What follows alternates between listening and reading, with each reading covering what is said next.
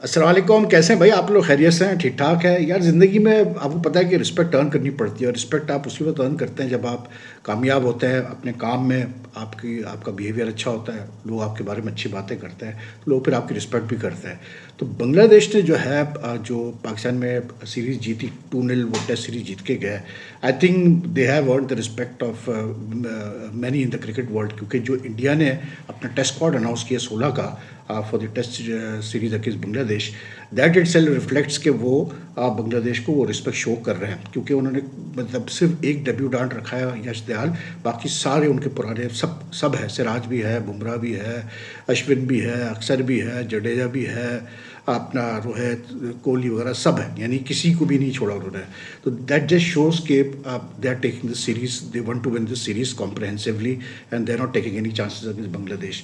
Obviously बात है, जो इंडिया के साथ जो मुकाबला हुआ बांग्लादेश का टेस्ट सीरीज़ में, it won't be like Pakistan की टीम इस वक्त बिल्कुल बैठी हुई टीम है, तो Bangladesh manage A 2-0 victory. But India they will face a tough time, specially in Chennai और कानपुर जहाँ टेस्ट मैचेस होने, वहाँ पर स्पिनर्स का बड़ा जोर होता है। लेकिन अच्छी चीज़ है कि इंडिया ने एक अच्छा स्क्वाड अनाउंस किया है। ये होगा कि सीरीज़ मज़ेदार होगी, और India obviously is in the run to reach the final of the World Test Championship for a third consecutive time, so they won't take any chances. और बाकी आज श्रीलंका ने भी जिस तरह से मतलब इंग्लैंड को हराया, मतलब तीसरे टेस्ट में eight the Oval, they have also earn the respect of the cricket world, इसलिए क्योंकि पूरा टेस्ट मैच अगर आप देखें, सीरीज देखें, तो इंग्लैंड पहले 2 टेस्ट मैच जीत चुका था, और ये टेस्ट भी जो है इंग्लैंड की तरफ ही जा रहा था जब इंग्लैंड ने 82 रन की लीड ले ली फर्स्ट इनिंग्स में।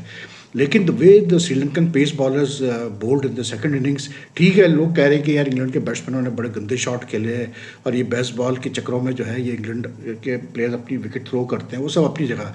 लेकिन that does not take any credit away from the way the Sri Lankan bowlers utilize this pitch at the Oval. देखिए, इंग्लैंड में जब आप टेस्ट मैच खेलते हैं ना, तो इंग्लैंड में टेस्ट मैच जो वहाँ की पिच कंडीशंस होती है, जो वेदर कंडीशंस होती है, उमन आप देखिएगा वहाँ पर ऐसा नहीं होता कि मतलब पूरे 5 दिन बॉल स्विंग होगी या सीम होगी।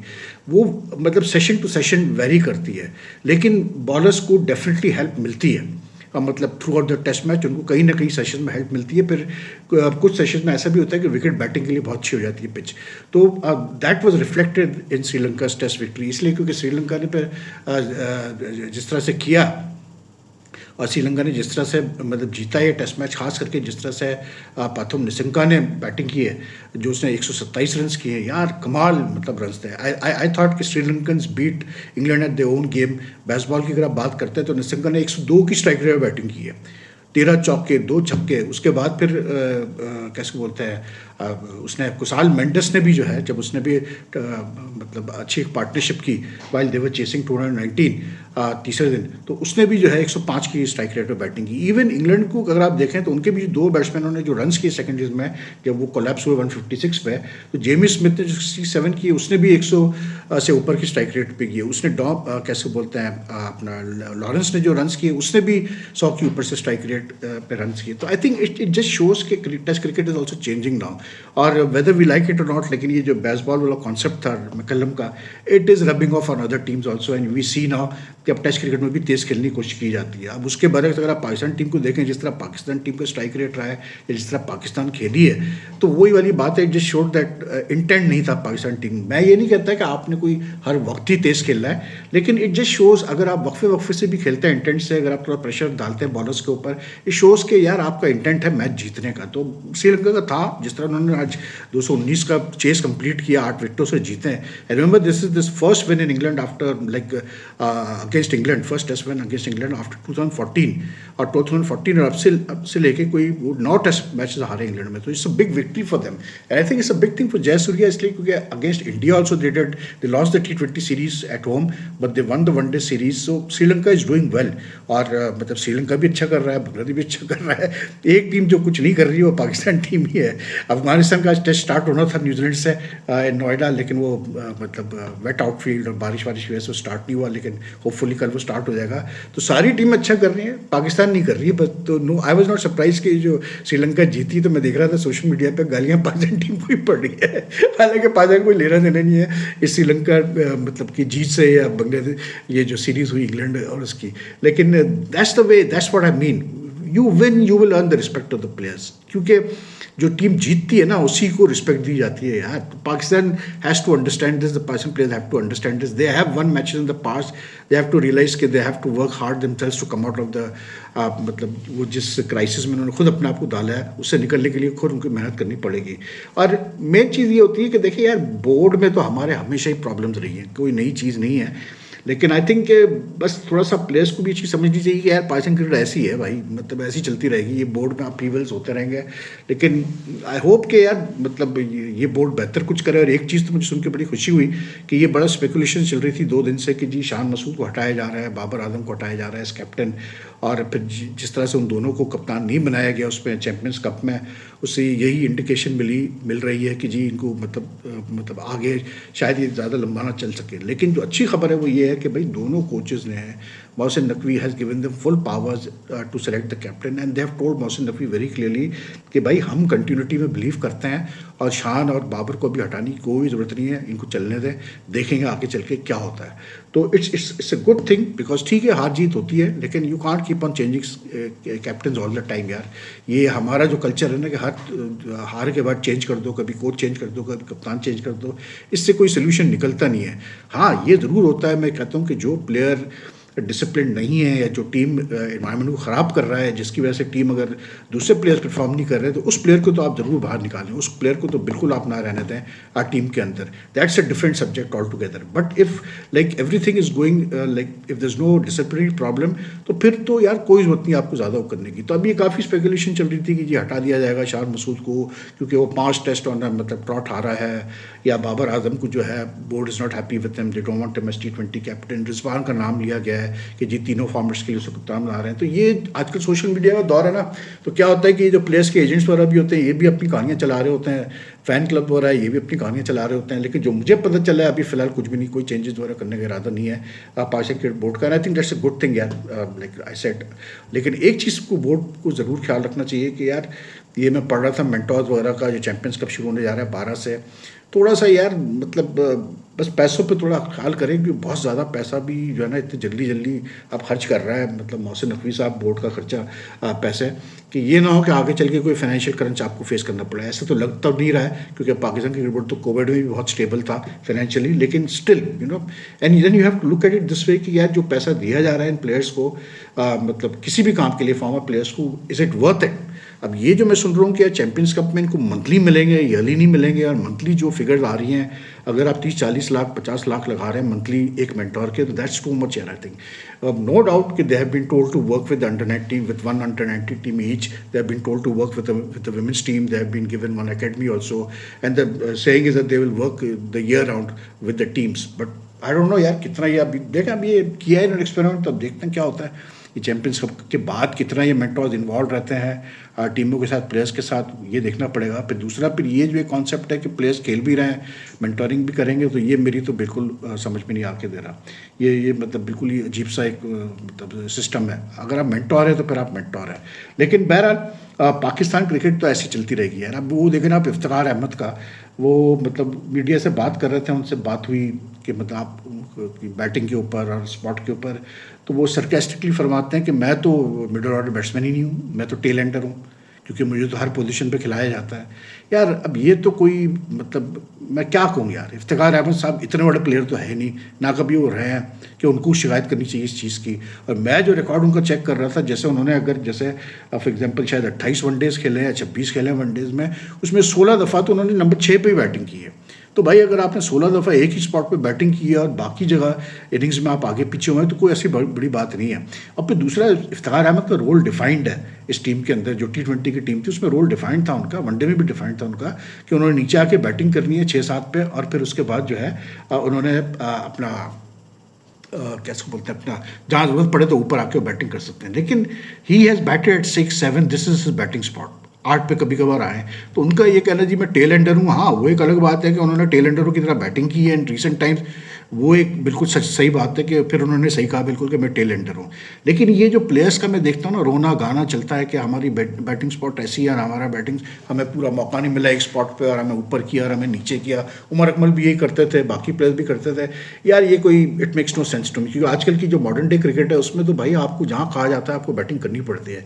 आजकल इवन टेस्ट क्रिकेट में you have to be a floating player, मतलब leave alone white ball formats, आपको टेस्ट क्रिकेट में भी फ्लोटिंग प्लेयर बनना पड़ता है।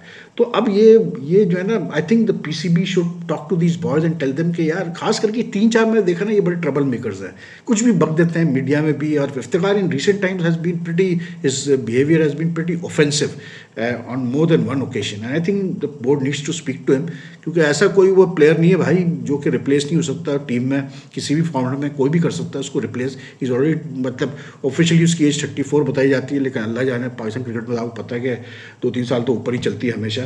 तो I think the board needs to speak to him कि भाई हाथ थोड़ा हौला रखो, ये इतने फजूल की मतलब कॉन्ट्रोवर्सीज क्रिएट करने की ज़रूरत नहीं है, कोई बात बनती नहीं है। और देखें, बात वही है कि यार आप एक जब मतलब अपना क्रिकेट सिस्टम चलाते हैं ना, तो वो क्रिकेट सिस्टम उसी वक्त चलेगा जब आप प्लेयर्स को जो उनका राइट है देंगे, लेकिन एट द सेम टाइम आप प्लेयर्स को ये भी समझा देंगे कि यार तुम्हारी रिस्पॉन्सिबिलिटीज़ क्या बनती है, ठीक है ना, फिर क्रिकेट सिस्टम चलता है। ऐसे नहीं चल सकता, मतलब it has to be balanced.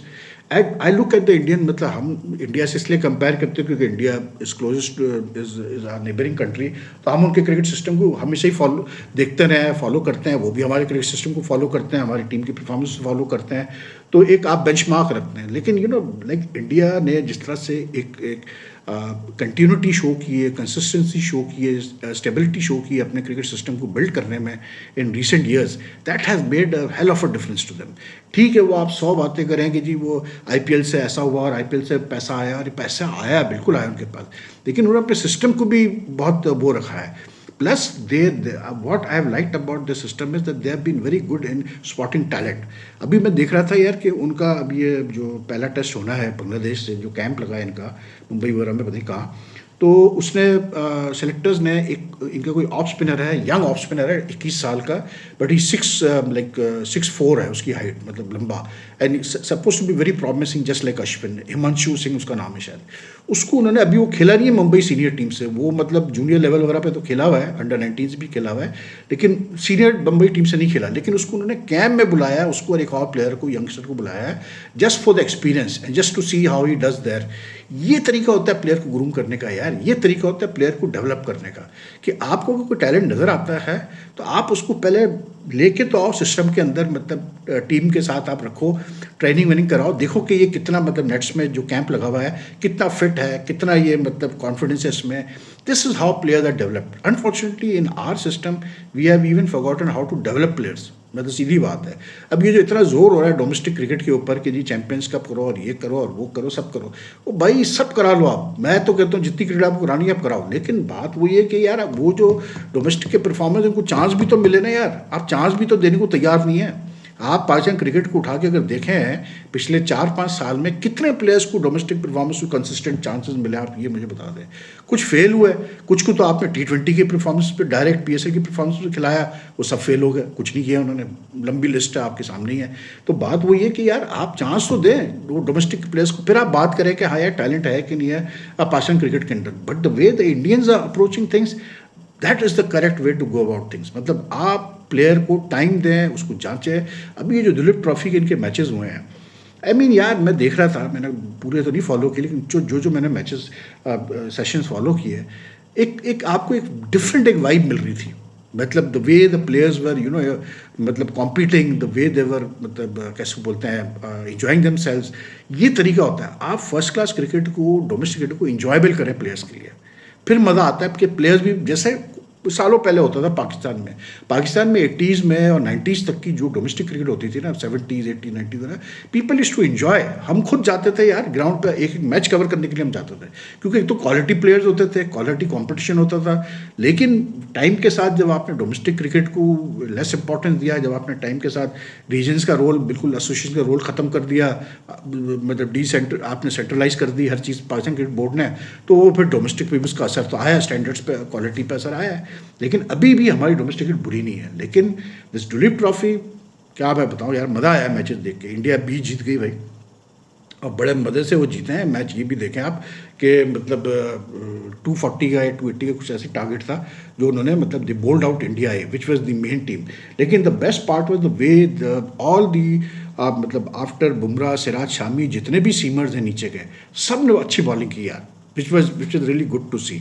और ऋषभ पंत है भैया, वो तो यार बड़ा कैरेक्टर है वो आदमी यार। मैं कहता हूँ कि he brings life a match. जहाँ वो होगा वो कोई ना कोई उसका चलता रहता है। कोई उसकी जो हरकतें थी इस मैच में, ही वॉज इंजॉइंग हिमसेल्फ यार।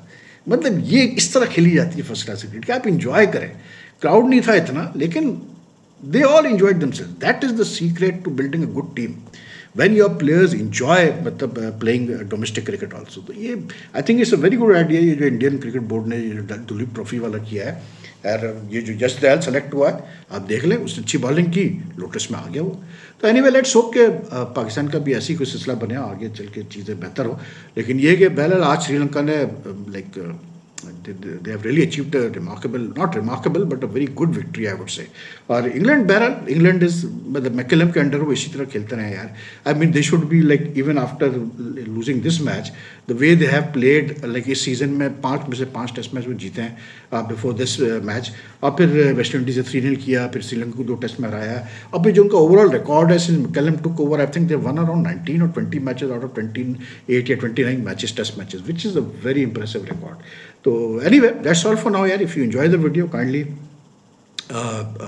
if you haven't pressed the subscribe button as yet and you like the content I'm producing on the channel, then do press the subscribe button, also the bell icon, but press the bell icon button so that you get the latest notification updates whenever I upload a video. And more you like and share my videos, it helps the channel grow. So take care.